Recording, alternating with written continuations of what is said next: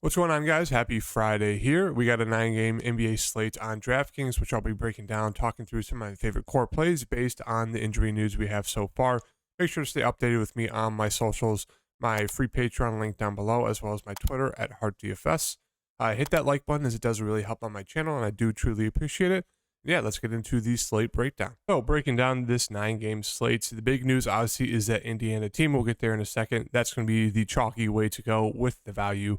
So I agree with that. I don't think we should get different there. I think we should load up on the Indiana chalk and then get different with our spin ups and other plays. So starting off with this first game, we have the Knicks versus Washington. Knicks side, they're running the starters into the ground. So I really think that you should only look, if you're going to get someone from the Knicks side, look at their starters, with the main three being Randall, Brunson, and Barrett. They're all going to play about 40-ish minutes, 39 for Randall. Brunson played 42, and then Barrett played 41 in his first game back in 2 weeks, 41 minutes. So, yeah, don't mind all three. If I had to get to one or two of them, it would be Barrett and Randall. Brunson's just kind of there for me. But, yeah, not a lot of interest. I mean, they're in a solid spot here versus Washington. They all been playing a ton of minutes. Their production has been very good. But, yeah, I mean, we've seen it at the beginning of the season when they're all playing together. Usually one of them has a good game. The other two kind of have okay games. So, it's always kind of been Barrett, that kind of the third one out. Odd man out. But right now, at the respective price tags, I just don't think anyone really stands out. Maybe Barrett, but that's about it. In terms of the rest of the team, Quickly is there. I mean, he's coming off the bench. I don't think you should pay for that price tag at all. Mitchell Robinson, 5'6". The minutes have been solid on him in the past 3 games. It's just, can he stay out of foul trouble? So I think he'd be my favorite one on the Knicks side. The rest of the team are just kind of there, like Grimes, sure, I'll see about 30-ish minutes. He's okay, but no real need to get to any of these guys right now. On the Washington side, the big news is Porzingis, Gafford, and Morris. If Porzingis is out, we'll see, I assume Taj Gibson's starting once again. He played 27 minutes, I think it was, 25. He was decently productive out there. But yeah, if one of the big men are back, they'll start. Taj would come off the bench. I don't think he'd be a need to play. I'm assuming, I think Porzingis is probable. Still questionable, but yeah, I'm assuming one of them will be back. I don't mind. If it's Gafford, I like him at his price tag. If it's Porzingis, I don't. But if Porzingis is out, sure, you can get to Kuzma. He was super disappointing in that spot there against the Bulls with no Porzingis. Played the minutes, had the shots, just did not really hit his shots or do much in terms of playmaking. But right now, in terms of just who I like, it's going to be Denny, Hachi, and maybe either Delon Wright or Goodwin, depending on if Morris is in. Those are kind of the main guys I'm looking at. We'll have to wait for that news. So just follow me on Twitter later. I'll update it on my free Patreon and my Twitter. For Atlanta, everyone's back. Trae Young missed that last game. DeJounte Murray was god-awful. But now that Trae Young's back, there's really no standout plays for me here on the Atlanta side, besides maybe Okongwu there at 5'6". Otherwise, everyone's kind of priced about right. 10-1 for Trae Young. Okay spend up. DeJounte there at 8'8". Don't love that price tag. Sure, John Collins has some upside at 6'8". It's just with those guys back, his usage is not going to be as high. He'll probably be anywhere between 27 to 35 fantasy points. Bogdan, his usage drops off with Trae Young and those guards back. Hunter, kind of the same thing. Okongwu is kind of the only real interest I have at 5'6" in this good matchup against Indiana. For the Indiana side, as I mentioned, the big news is that Haliburton is out for this game. So in terms of usage rates, with Haliburton, Mathurin saw about 25.6. Haliburton actually saw 24.4. Hield was about 22.5. TJ was about 17%. And then Nembhard was about 13.9. Now with Haliburton off the court, Miles Turner actually sees a decent jump. He goes from about 20% to about 24%. So he looks solid if he plays. He is questionable. If he's out, we could get Jalen Smith starting. We could get Goga starting. Maybe even we get James Johnson starting again. He was god-awful, but he did play 13 minutes. Isaiah Jackson's always a decent point per minute guy. He played 19, so we'll have to wait for that news there as well. Thankfully, it's another starting game, so we'll get that before the slate starts and locks. So we'll be able to adjust our lineups accordingly. But back to the usage rates. Yeah, without Haliburton, Turner goes from 20% to 24%. Buddy goes from 22.5 to 22.4, so there's not a real big usage rate jump for him. He just has a higher floor in terms of assists. Like, he'll have the ball in his hands more. he will run a little bit more point guard. Now, Nembhard was really, really solid for them with Halliburton out 3 games, I think, back in November. So, yeah, I mean, Buddy Hield obviously has a ceiling. He was going to shoot the ball a ton. It's just not a huge usage bump. It just, he looks to get some more assists. He'll shoot the ball maybe a few more times. But, yeah, I mean, he looks decent there. Mathurin, he sees the biggest bump from 25.6 to 30.6 without Halliburton. It's just the minutes. Even without Halliburton out there, he should still see probably anywhere from 25 to 31. It's just the minutes are a huge question mark on him. Not sure why. Rick Carlisle is an idiot, but yeah, he sees the biggest usage jump for those kind of guards. Naismith, if he's in, sure, you can get to him. I don't mind him. He's just kind of there for me. What else we got here? Nembhard, he goes from about 13.9 to about 17%. So okay usage rate there, but we did see huge games from him with Halliburton out. I think it was right here. Start of December.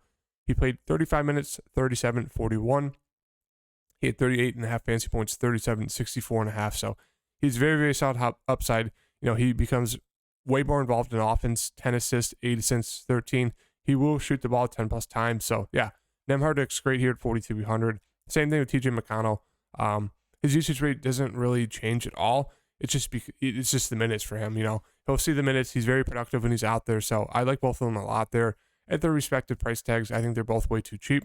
I like pairing them together just to get a little bit different from the field. Now, most people are going to play one of them. A lot of people will play two, but it just kind of helps offset the chalky build and route by playing both of them. But I will also mention, where is he? Chris Duarte. He was a solid player from them last year. This year he's been injured, came back into the rotation, just hasn't seen a ton of minutes. He's a guy whose usage rate does jump up a good amount without Halliburton. So at the flat minimum price tag, he should see anywhere, I'd say, from 15 minutes to maybe 20, 25 if he's hitting the shot. So you could definitely look to him. I wouldn't mind him as kind of like a GPP dart throw play there at 3,000 if you want a guy who's going to play probably 15 minutes, maybe more. He should look to get involved more. He does see more usage rate. I think he goes from like the 15 to 17 range to about 20, 21-ish % usage rate jump. So definitely keep that in mind there for Indiana. Just in terms of their starting lineup, we'll be able to see and we'll be able to kind of jot that down. For the Pelicans, CJ, 9.4. Don't love that price tag. Now, they all kind of seem priced about right. J-Val is a very solid GPP play, but the minutes have not been there the past 2 games. He got there against Washington, 28 minutes, but then 23 versus Boston. So it's just the minutes are the question mark for him. The wings, they're all priced about right. If I had to pick one, I'd go to Trey Murphy. Finally had a solid game there, 32 fantasy points. Marshall is the safer of the wings. He's been doing decent, but prefer going to Murphy there at 5,000 or Herb Jones just because of the ownership difference.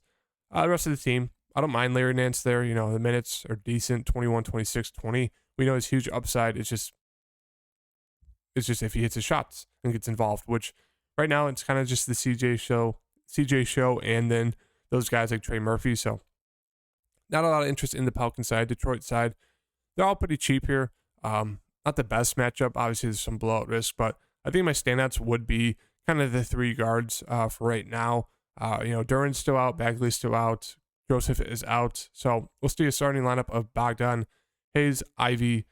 If Stewart, if he's in, he'll start. He'd be okay. Wouldn't mind him. He'd probably see 30-ish minutes, so he'd be a little bit too cheap there. Burke's coming off the bench. Sadiq Bey has been starting. He's kind of all over the place. Don't mind this price tag. Nerlens Noel has been getting the start, but he's been playing about 21 minutes, so he's been productive, but it's just the minutes aren't great on him. They'd rather go smaller. So yeah, not a lot of interest. If I had to pick my favorites, it'd be probably Hayes has been decent. Ivy, the minutes are just a huge question mark on him. He finally played 40 minutes, but before that, 20 minutes. So I don't know. Just not a lot to like just in terms of their minutes. Hamidou Diallo's decent. He's been seeing mid-20s minutes. He's been very productive. Blowouts have helped him recently. Livers is back. He played 18 minutes. So we'll just kind of have to see who they start there if Isaiah Stewart is back. If he's out, do have a little bit more interest in that Detroit side. Golden State and San Antonio Spurs, obviously blowout risk here. I love Steph as a spin-up play. If they can keep this game close, Steph should have a really good game. They said they're going to go easy on his minutes, and he played 31. So it's looking like he's going to play at least, 30 minutes, maybe a few more. So in that, we know with Steph, he could easily get there. So I like him a lot as a spend up play here. The rest of the team just kind of there, all priced about right. I don't mind getting to Andrew Wiggins. He should see about 30-ish minutes now that he's kind of back, probably almost fully ramped into his minutes. Rest of the team just kind of there for me. No real need to get to them. Spurs side, Keldon going to lead the team 6-8. He looks decent. Poldo looks solid. And that's really it. No interest in the rest of the team for me. Sure, you can land on one of these guys. Collins has been productive recently. Langford's been getting the start. He's been But yeah, it's really just Poldo Johnson for me. OKC, Chicago. Great spot here for the Bulls. SGA, as I always mention with the Bulls, they always seem to give up just huge ceiling games to the opposing team's star. So really like SGA a good amount here at 10.2K going against the Bulls. Coming off a very, very good game there against Philadelphia. He should be able to get his own against the Bulls here. You just hope he does enough peripheral stat-wise or scores enough to, kind of get you into that 50-plus range at 10.2K. Giddey looks decent. He's been showing good upside, good minutes recently, so I don't mind him. Jalen Williams has been more productive in his minutes recently as well. So, yeah, don't mind these guys. Prefer getting into SGA. But, yeah, Giddey's getting into kind of my interest. Same with Jalen Williams. Dort, kind of there. The minutes are there. Just hasn't been productive. And the rest of the team, sure, you can land on Kenrich Williams, and then they'll just run a bunch of guys off the bench. So, really just still SGA for me. Moving on to Chicago. The big news is DeMar and LaVine. LaVine looks probable. DeMar is doubtful. So, once again, we'll get starters of Zach, Vooch, Pat, Io, and probably Caruso. And with those starting lineup, it's still, Zach and LaVine and Vucevic are going to be kind of the main two guys that I have interest in. At their price tags, I don't think I'm going to get to them. I don't like those price tags, even though they're going to have a ton of usage and they have a very safe floor and high upside. I just don't love the price tags, even in this matchup. So right now, I think Pat Williams has the most interest for me. Played the minutes, just wasn't productive at all, but, should be able to step it up there. So I don't mind him. Io's okay, decent minutes. Kobe White should look to shoot more. He's okay, 3,800. Caruso did shoot the ball 11 times. Minutes were solid. So, yeah, I think right now it'd be the guards for me, Caruso, White, and Pat Williams. Moving on to Phoenix and Minnesota. For Phoenix, we have the news that Booker's out still. Obviously, Paul's out. Johnson's out. Campaign's out. Shamit's out. Jay Crowder's obviously out. So, we're going to get, I think Ayton is looking like he's going to be good to go. So, we'll get Ayton, Bridges, Washington Jr., Craig as the starters. And then off the bench, let's see, 1, 2, 3, 4. Fifth one would probably be, who we're missing? Ayton, Bridges, Washington. That's 3. Craig, 4. Maybe Dario is the 5th starter. Maybe Damian Lee. We'll have to see. But with Ayton back, that does eat up some usage. I don't mind going to Ayton there at that price tag. It's going to scare people away, but he's super involved without Chris Paul and Devin Booker. So him and Bridges should lead the team. So I have a good amount of interest in Ayton. Same thing with Bridges. We know he has solid upside. If the game stays close, he'll play a ton of minutes. So I like those guys a lot. Dwayne Washington, I still like him, even though his price tag has risen to 5K. Minutes haven't been great on him, even in blowouts. He's just been okay, but he's, super aggressive when he's out there. So I still have interest in him. Craig's okay. Usage does jump down a little bit with Ayton back. Damian Lee's kind of there. Yeah, it's really just kind of the main two guys with a little bit of interest for Dwayne for me. And that's it for right now. We'll have to see what they do with the starting lineup. Minnesota side, love Ant-Man. Absolutely screwed me at 3% ownership in that last game. Plays 10 minutes, injured the first minute into the second quarter, out the next 2 quarters, and ruled out. He's ruled out of the game. And then they put him back in there the last 8 minutes of the fourth quarter. Made no sense, but yeah, absolutely screwed me there. If he's good to go, I love him. It's just that hip injury has been messing with him, so there's big risk there. Gobert, been decent recently. Don't mind him. Prefer just getting to Ant-Man. Russell's always a decent tournament option as well. But yeah, that's really it. If Anderson's out, Jaden McDaniels should see solid minutes. If Anderson's back, he's kind of okay there. That's really it for this team. Taurean Prince, sure, you can land on him for value. If Ant-Man's out, Austin Rivers is a guy who will see a bump in his minutes. You could land on him as well. He's okay. But yeah, that's it for Minnesota. Moving on to the last 3 games, Orlando and Utah. great spot here for Orlando. Always want to target Utah with the opposing team's big. So that means Wendell and Banchero, 2 favorite plays there. Don't mind the price tags. They're just more secondary options for me. And the rest of the team is just kind of there. I do like Fultz a decent amount here at his price tag. He's been seeing solid minutes, solid production. That's really it. Cole Anthony's okay, mid-20s minutes. But that's about it. Isaac might be back. Suggs is questionable. If he's out, does raise the floor for guys like Fultz and Anthony, make Anthony more of a solid play. But that's really it. Not a lot of interest in Orlando. Utah side, everyone's priced about right. Like, sure, Clarkson looks okay. He's been decent. Marketing 9.8, not for me. Conley with, where is he? Conley with Sexton back. It's just maybe you taking a shot on Sexton if he's going to play mid-20s minutes. I don't know. But yeah, right now, not a lot of interest in this team. Moving on to Denver and the Clippers. For the Denver side, Jokic looks very, very solid there at 11.6 if he plays. Murray should be good to go as well. So I think they're both going to be in. We'll have to wait and see. But yeah, this could be a game where they let Jokic rest. If he's going to rest, Murray looks great. Gordon looked really, really good. Porter looks solid. They'll probably bring in Zeke off the bench to start, or DeAndre. I'm assuming DeAndre, 3,000. He should see about 15-ish minutes, maybe more. He looked pretty solid there at his price tag. So yeah, the big news is obviously Jokic. Wouldn't be a bad idea to build your lineup around the fact that maybe Jokic sits, because if he does play, then you can pivot off to that Houston and Sacramento game. So you would still have a good amount of options, just because on the Sacramento side, Sabonis is only $1,000 cheaper. So you'd be left with decent pivots if you want to build your lineup that way. That's a sharp way to do it. I think I might do that unless we get news midday that Jokic is going to be in or out.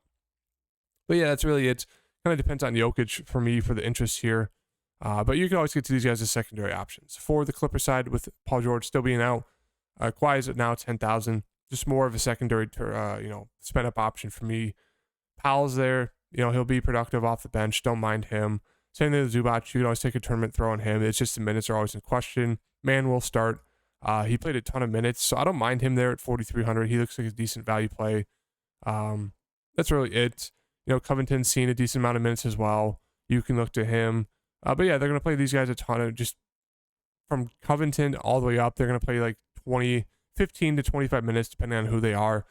With kind of Kawhi the standout, Powell, Zubac, and I'd say Man. Houston. Oh, I will mention, where is he? Luke Kennard is still out. Moving on to Houston and Sacramento. They just played the other day. KPJ, two injuries in one night, ruined both my lineups there. But with him out, it should be a starting lineup of Green, Sengun, Smith, Eric Gordon, and KJ Martin. So those are going to be the 5 there. KJ Martin obviously looks like a great value play there. Should see mid-20s minutes, maybe into the 30s. But yeah, it's really just going to be more of a production bump for a guy like Jalen Green.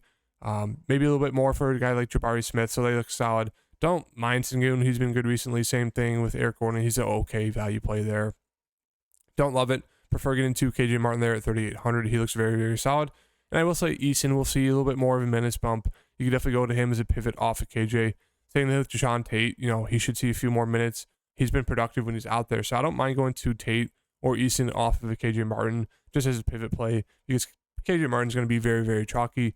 And then maybe if they start like a Knicks, you can get to him. He hasn't been great. Or Ty. They're there if they start, but right now I don't think they will. But yeah, moving on to Sacramento. Love Sabonis' price tag. Fox is an okay, contrarian spend up play there at 9,000. Don't love the price tag on him. Herter, if he's in, sure, you can take a shot at him in GPPs. If he's out, I like getting into a Malik Monk. Maybe they'll start, where is he? Maybe they'll start Terrence Davis, who'd be a solid value play there. Only played 23 minutes in that last game without Herter. But yeah, right now it's just going to be Sabonis for me, and then maybe a guy like Malik Monk, and that's going to be it. So yeah, that does it for the slate breakdown, guys. Make sure to stay updated with me on Twitter. Follow my free Patreon, and I'll have my core plays and kind of the slate breakdown on there in about an hour or two. So yeah, stay tuned for that. Hit the like button. I'll see you guys in the next video. Peace.